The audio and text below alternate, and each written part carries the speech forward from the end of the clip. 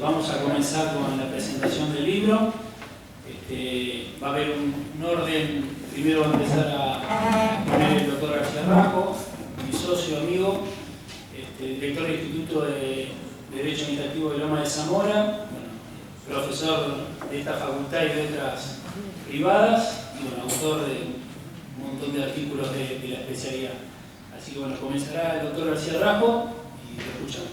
Bueno, muchas gracias, Javier. Buenas noches a todos.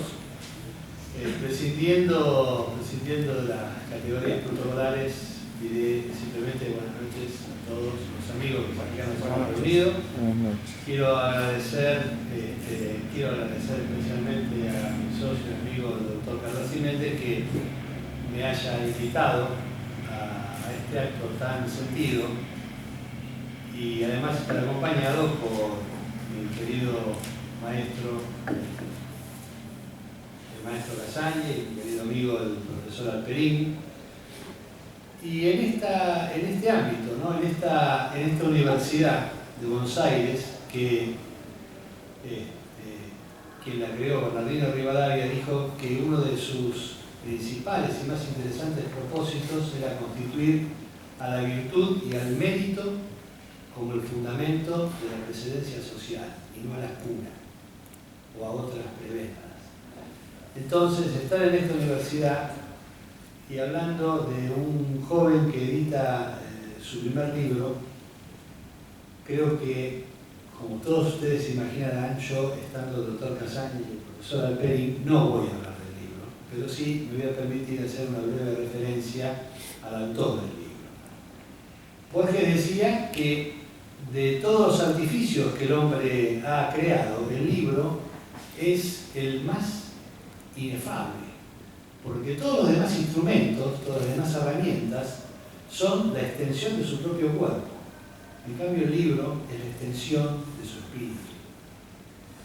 En el libro podemos ver el espíritu de una persona. Y quien lea el libro del doctor Carrassi Méndez va a encontrar la precisión, la claridad, el orden, virtudes estas todas hijas de la constancia y que no han sido tampoco, como quería el ilustre fundador de esta casa, producto de la cuna, sino del mérito y de la virtud. Yo que tengo la dicha de compartir desde hace muchos años con el doctor Cardassi lo que Esteban Echeverría llamaba la impiedad de lo cotidiano. Creo que además de la impiedad diaria tribunalicia, compartimos también otra mirada sobre la vida, otra mirada más trascendente, otra mirada cuyo uno de sus artífices seguramente fue quien tengo aquí a mi izquierda, que nos hablaba de la trascendencia de profesar el derecho. Bueno, y esa mirada hace que nos atrevamos a seguir estudiando, a tratar de difundir, de enseñar y también de escribir un libro. Muchas gracias.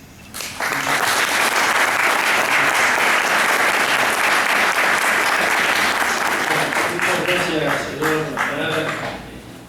Ahora va a disertar el doctor Alperín, profesor de esta casa, director del Instituto de Derecho Administrativo del Colegio 2 de Capital Federal. Todos lo conocemos, así que me abrevio el currículum. Muchas gracias, Ariel. Bueno, es un honor para mí haber sido invitado para presentar esta obra. A ver, voy a parafrasear al profesor Casaña en la oportunidad de presentar el libro del doctor Gani Basualdo. El doctor Casaña dijo que el libro era la culminación del jurista, que el jurista se recibía como tal cuando escribía su libro. Y el doctor Ariel Cardassi ha demostrado que se ha recibido de un gran jurista, como un gran jurista, porque es una obra magnífica sobre un tema que lamentablemente ha caído en el olvido, por lo menos en el ámbito de esta facultad, porque tenemos una currícula necesariamente reducida por la falta de tiempo que le tenemos que dedicar al derecho administrativo en razón del tiempo que está indicado en ella. Así que lamentablemente, difícilmente podamos pasar de la parte general de los contratos y difícilmente podamos dar algún concepto de obra pública, y los problemas vinculados a la extensión de la reparación, que es el eje central de la obra, se ve, digamos, que de refilón, como diríamos en un idioma no académico, con motivo de otras instituciones del derecho administrativo, como la revocación por razones de oportunidad del acto, pero no específicamente en lo que atañe a la extinción por razones de oportunidad del contrato de obra. Entonces, bienvenida a la obra, porque además comienza con una primera parte que está dedicada a exponer con carácter general las distintas formas de extinción del contrato de obra pública en una síntesis muy bien realizada y sumamente provechosa para el lector. La segunda parte de la obra, que es su núcleo, es el problema atinente a la extensión de la responsabilidad. Justamente cuando el Estado lo revoca, lo deja sin efecto, lo extingue en virtud de una revocación lícita o legítima del contrato. Entonces, el profesor Cardassi pasa una revista de todas las doctrinas y de la jurisprudencia, y llega a conclusiones que se podrán compartir o no. Este es harina de otro costal, ¿correcto? Personalmente coincidimos con él acerca de ese además no me queda otra.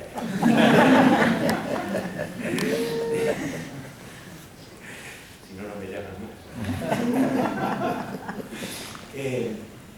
Decíamos que él se pronuncia en favor de la llamada indemnización integral. Esto es que el Estado debe reducir el daño emergente y el lucro cesante, pero analiza muy bien la postura contraria y señala la inconstitucionalidad de aquellas normas que pretenden restringir esta indemnización. También examina la cuestión desde las distintas legislaciones que han regido en la República, y además analiza la cuestión también desde los pactos internacionales, especialmente el pacto de Costa Rica, que se refiere al carácter justo de la indemnización. Y ahí tiene una interpretación con la cual también coincido, en que entiendo que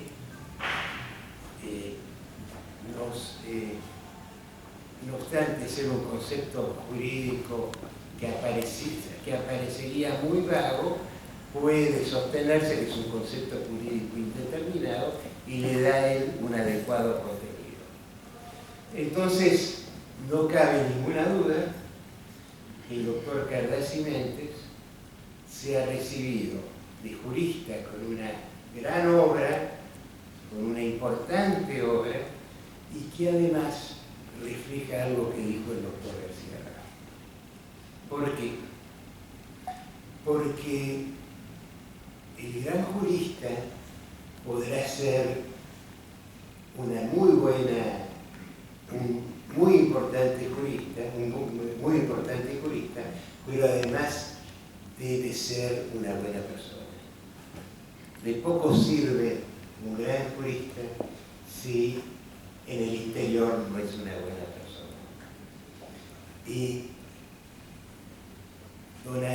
el amigo Ariel, a quien lo conocemos desde las primeras jornadas latinoamericanas de Derecho Administrativo, 5 años atrás, ha demostrado permanentemente que es una buena persona. Y detrás de los trazos de esta escritura, discúlpenme que soy de los antiguos, escribo a mano, entonces, de los trazos de esta escritura, o si quieren, de las letras de esta máquina de escribir tampoco, pero de esta computadora, hay una muy buena persona. Entonces, le damos un aplauso a la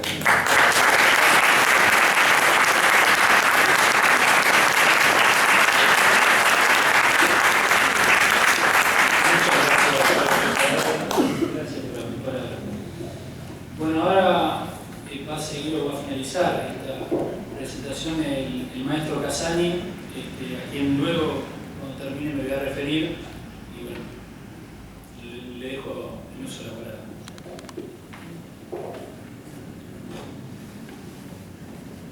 Bueno, muchas gracias a todos los que han venido a escucharnos esta presentación del libro de Ariel Cardassi Méndez, una obra realmente importante, pequeña quizá en su extensión, pero muy amplia en su profundidad y en su contenido.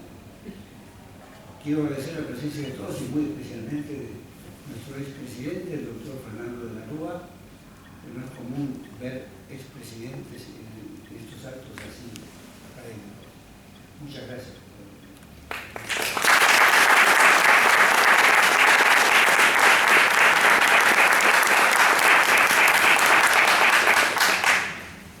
Buena costumbre es esta, la de presentar libros, costumbre que antes no existía, y más aún era de presentar una tesis universitaria en esta facultad en la que aprendí y enseñé Derecho durante muchos años.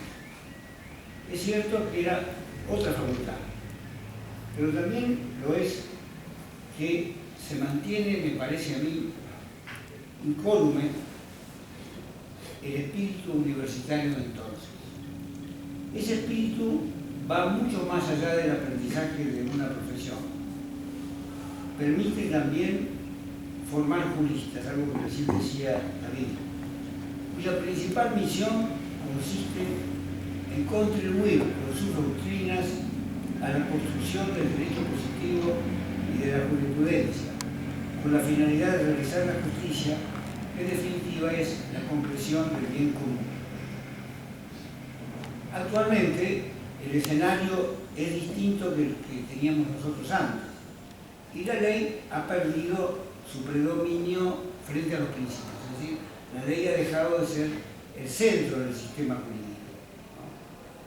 También los derechos nacionales han debido adaptarse, en algunos países como el nuestro, a los derechos supranacionales, contenidos en los tratados que ahora forman parte de la Constitución. O sea, es un escenario totalmente distinto al que estudiamos nosotros hace unos 50 años. Esta nueva realidad plantea al menos dos problemas de interpretación fundamentales que solo voy a deslizar aquí. En primer lugar, tenemos que preguntarnos si hay contenidos constitucionales que prevalezcan sobre los tratados.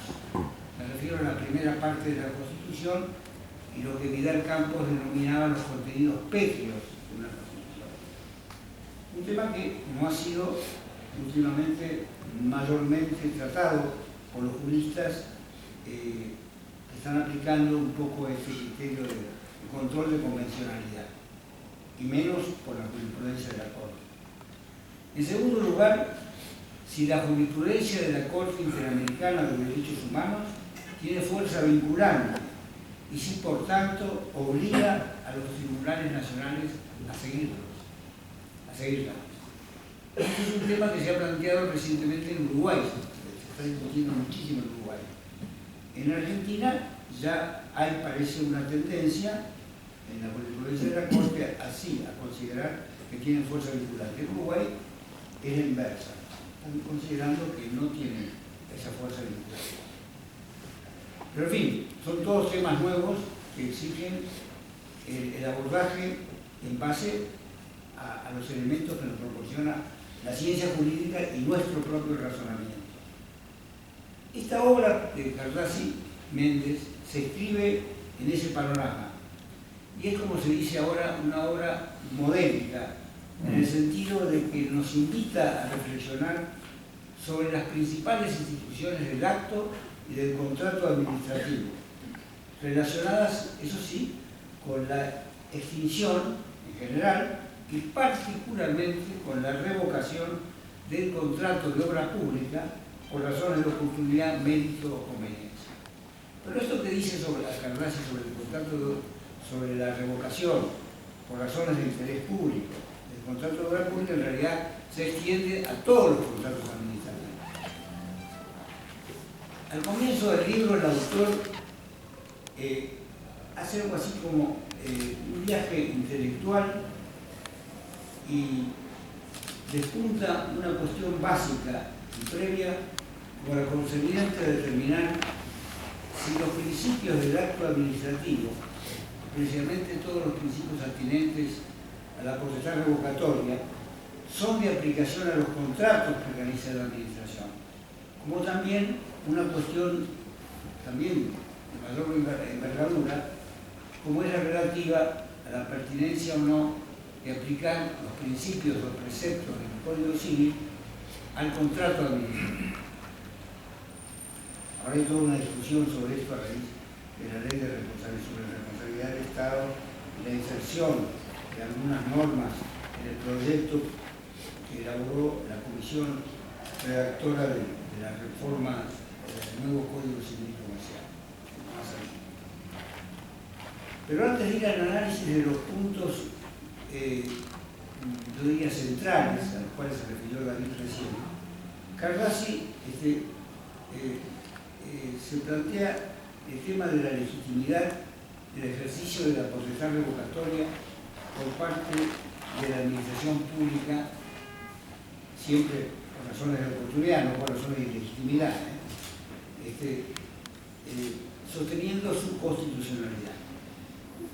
Como es poco elegante discrepar, pero también es poco sincero omitir que uno no está de acuerdo con esto, yo con todo respeto y con todo cariño debo decirle que debe ser uno de los pocos puntos en que coincidimos con Gordillo, en que realmente me parece que consagrar la constitucionalidad de la revocación por razones de interés público de un contrato es convertirlo en precario, porque la administración pública lo va a revocar cuando se le ocurra, y más en un gobierno durante un gobierno despótico.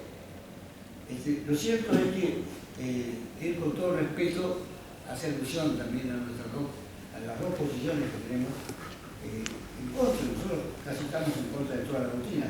Mayral también está de acuerdo. Creo que David también piensa lo mismo que nosotros. Porque se necesita una ley que de alguna manera, cuando la administración vaya a revocar por razones de oportunidad un contrato, una ley que declare el interés público por lo menos, ¿no? Después, por supuesto, habrá el derecho a la indemnización, como lo manda la Constitución Nacional. Pero la segunda cuestión introductoria de Cardassi la resuelve magníficamente bien. Contrato y acto administrativo son ambas especies de un mismo género, el acto jurídico administrativo. Esta es la tesis que sostenía Bielsa, la tesis que sostenía el maestro Marenhoff, la que sostengo yo y la que sostiene gran parte de la doctrina, y que creo que es la que, como Cardassi bien lo dice, es la concepción que está en la base de la ley.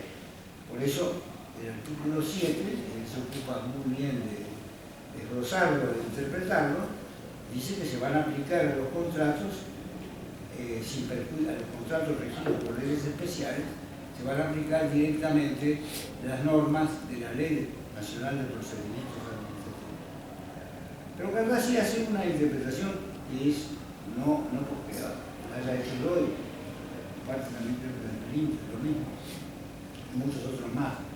Es que en realidad la reforma del 2023 no ha dicho nada nuevo, porque ha dicho lo mismo con otras palabras. Porque en definitiva, si se dice que los contratos, las normas sobre el acto administrativo que están en la Ley Nacional de Procedimientos se van a aplicar a los contratos en lo que fuere pertinente, lo que está diciendo es que en lo que no fuere pertinente no se van a aplicar. O sea, ¿y cómo se determina cuándo fuere pertinente? No hay otro criterio de interpretación para eso, al menos que yo conozca, que la analogía. O sea, que en el fondo, el artículo 7 en su modificación dice lo mismo que antes. O sea, se parece tanto a la analogía esto como un gato a otro gato. Lo que han querido hacer es corregir, por medio de esta disposición, lo resuelto en un famoso plenario Petrarca, que nos colocó, nosotros estábamos bastante adelantados a esta época, nos colocó casi en los últimos puestos de desarrollo del derecho administrativo mundial.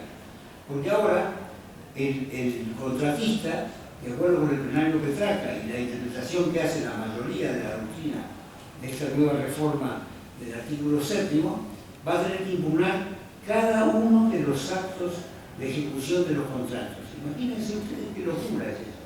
Porque eso es transformar a la administración pública contratante en una especie de caja de resolución de conflictos permanentes que va a tener con su propio contratista, quien se supone que tiene que estar colaborando con la administración.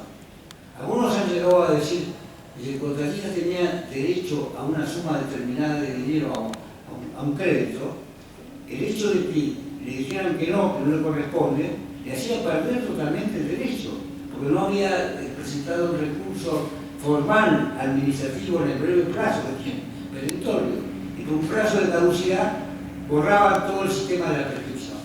Eso es el plenario Petrarca. Es un retroceso enorme.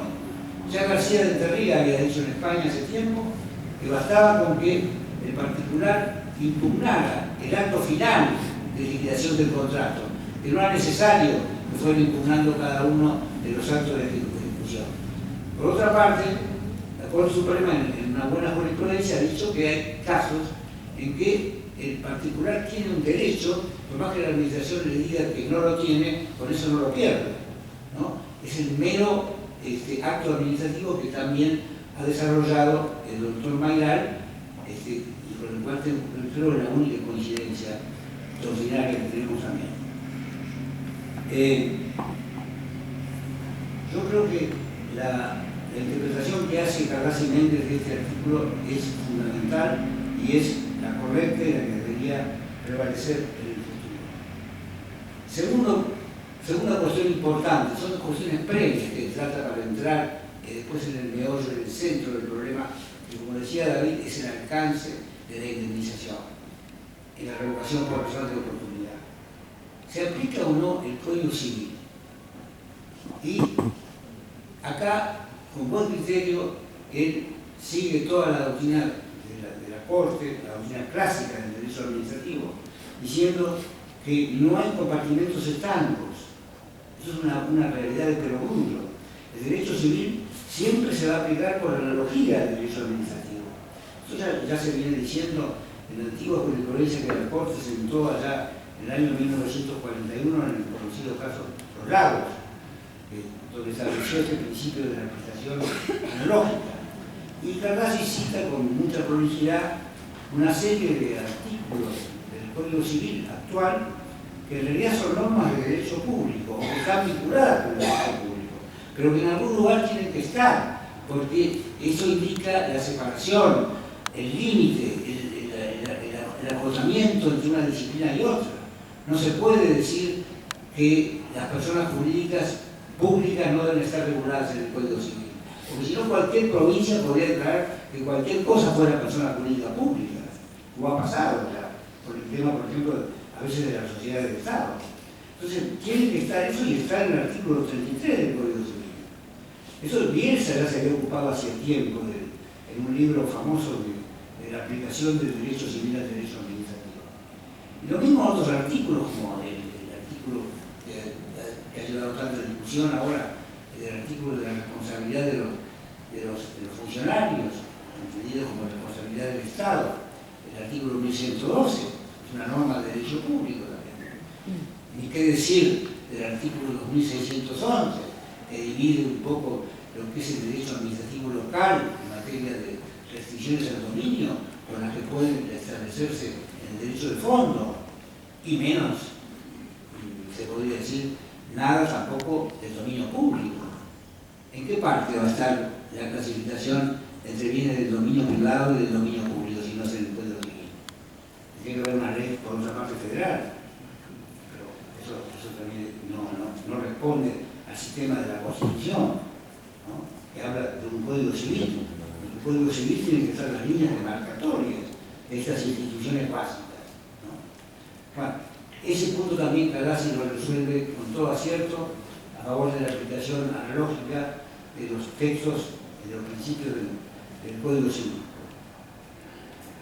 La parte medular de la tesis se encuentra en la fundamentación constitucional y supranacional, supraconstitucional, del principio que todo el mundo llama de la reparación integral y que Cardassi dice, me parece con toda corrección, respetando también el uso, que ya es una costumbre, también se debería hablar quizá de reparación justa, que ese es el concepto, me parece, más adecuado para el término, o reparación plena, pero justa me parece que es el más adecuado. Porque hay daños que, no en temas de actos y contratos, pero hay daños que ocasionan las leyes, ¿no? Todos los días, que los sufrimos todos los habitantes. Esos daños no son indemnizados. Por ejemplo, una devaluación, no quiero ser pájaro de mal agüero, pero una devaluación que perjudica a todo el mundo, evidentemente ha provocado daños a mucha gente, a todos los contratistas por lo pronto, ¿no? Y sin embargo, como el daño no es especial, no es particularizado, es un daño general, nadie se le puede ocurrir en ninguna parte del mundo que una persona tenga derecho a iniciar una demanda por el daño que ocasiona el citado de esa ley. Pero sí en materia de contratos, en materia de actos distintos, porque el sacrificio personal lo está sufriendo una persona, ¿sí? Por el acto, digamos, de voluntad de la administración pública que resuelve liquidar un contrato por invocando razones de interés público, ¿no? Aquí el tema yo creo fundamental, tiene un alcance práctico extraordinario. Con esto no les estoy recomendando que compren el libro porque el libro ya se agotó. Ahora lo van a reimprimir, parece, porque ha venido el señor Alejandro de Palma que me hace así con la cabeza y creo que lo van a reimprimir. Gracias a Dios. Pero el tema del alcance de la reparación es un tema básico. Es un tema que, como dice David acá, no lo hemos estudiado a fondo. Y en este libro hay una tesis muy notable sobre la fundamentación constitucional. Tesis que se apoya en varios artículos de la Constitución. Por lo pronto, el artículo 19, que ahora parece que lo han rescatado del olvido. Porque Sampay se le ha ocupado un poco de él, pero ahora otra vez lo vuelven a poner como fundamento del deber de reparación. No se puede causar perjuicio a tercero. El principio de arte no leve, ¿no? Ese es un principio que, combinado con la garantía de la racionalidad, que está en el artículo 28, fundamenta que el alcance de la reparación comprenda tanto el daño emergente como el lucro cesante. Otra norma constitucional que cita en su apoyo es el artículo 17, que si bien no habla de indemnización justa, habla así de previa indemnización. Pero con el concepto de justa, un poco nos viene dado por el artículo 19 y por el artículo 28, evidentemente este artículo 17, conjuntamente con el artículo 14, injustamente olvidado, el derecho de usar y disponer de la propiedad, también contribuyen a fundamentar la constitucionalidad del alcance amplio de la reparación. Y luego hay dos normas importantísimas del derecho supraconstitucional, que son los artículos 21 y 63 de la Convención Americana de Derechos Humanos, que prescriben una justa reparación por los actos del Estado a la parte lesionada. Es interesante también analizar el concepto o la noción de lucro cesante, cuya aplicación a las utilidades futuras se ha descartado. Para estos daños, sostiene Cardassi, la aplicación del criterio que establece el artículo 10 de la Ley Nacional de Expropiaciones, debiendo indemnizarse, dice, y esto es una interpretación muy original, los daños que sean consecuencia directa e inmediata de la actuación lesiva de derechos.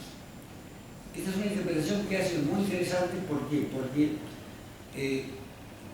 siempre se ha entendido que el concepto del derecho administrativo, erróneamente, el concepto de daño emergente era un concepto limitado al daño de sí mismo, que no comprendía las utilidades futuras ciertas y comprobadas que una determinada persona o empresa tenía. Se han olvidado para eso de que los criterios del Tribunal de Casaciones, que hay que revisarlos, entonces invito a que la gente los revise, siempre han incorporado esa idea de la ganancia futura dentro del valor de la cosa que se expropia. Siempre la han incorporado. Y la Corte Suprema, en un caso, un conocido caso, a raíz de un voto brillante del doctor Baquet, si bien no estableció un fundamento constitucional tan preciso como lo hace Cardassi, reconoció el derecho del dueño de un campo a ser indemnizado con motivo de los perjuicios ocasionados por inundaciones provocadas intencionalmente por el Estado para salvar ciudades o pueblos. Entonces ahí hay un caso típico de un sacrificio especial, donde el alcance de la reparación comprendía el lucro cesante, porque ¿qué otro valor podría tener un campo que estaba cubierto por las aguas y que las aguas se iban a retirar recién a los 8 años? El doctor Baquet, con un buen criterio, ahí acordó una indemnización amplia. Es el caso de Pará, contra la provincia de Buenos Aires. Ahora, claro, esto no significa que el daño no deba probarse en todos los casos. Como algunos abogados siempre, cuando inician la profesión, creen que basta con decir los conceptos y el derecho y no la prueba, ¿no? La prueba del daño es fundamental. Es decir, todo va a depender también de las circunstancias, del enlazar esos criterios que Cardassi aplica las consecuencias directas e inmediatas con la actividad que de alguna manera se ve lesionada por la revocación de ese contrato. En definitiva, como he dicho en el prólogo, este libro constituye un valioso aporte para la ciencia argentina y también para el derecho comparado. Está escrito con rigor científico y honestidad intelectual.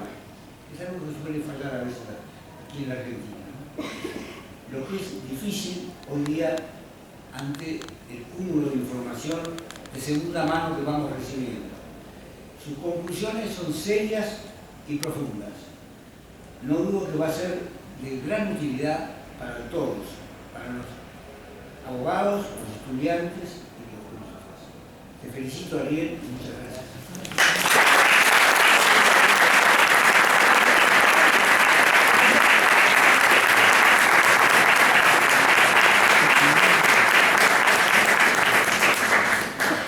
Primero que nada quería decir que hoy es un día de gran emoción para mí porque presentar este libro es mi primer libro.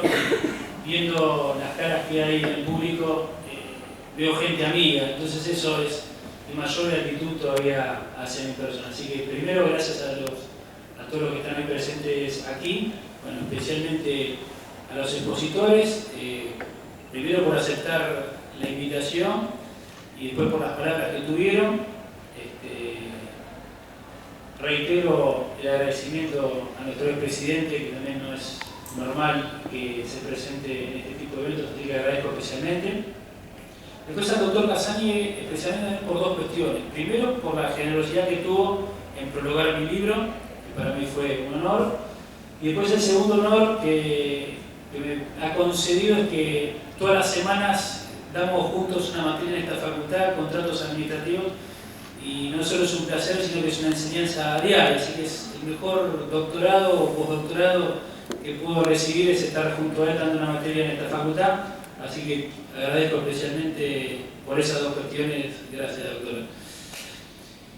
Bueno, y para finalizar, veo muchas caras conocidas, seguramente me olvidaré de muchos, no voy a nombrar solo algunos. Bueno, gracias Valeria Corbacho, el doctor Coviedo, Mario Rejman, Enrique, Cormic, todos amigos, Ezequiel Casali, Marisa Casali, que también ahí, Patricio San Martino, el doctor Horacio Liendo, muchas gracias, y Hanna Robles, que también la veo por ahí. Bueno, y todos los compañeros, veo muchos compañeros de la especialización, algunos que también voy a combinar a que terminen su tesis y se vienen a publicar, porque sé que están en situación de retraso, muchos con la presentación de la tesis. Así que, de paso, un reto para todos. Bueno, gracias a todos, nada más, y bueno, seguiremos ahora charlando, hay un pequeño copia acá en el foyer, y bueno, los vemos a todos, nos vemos ahí. Gracias a todos.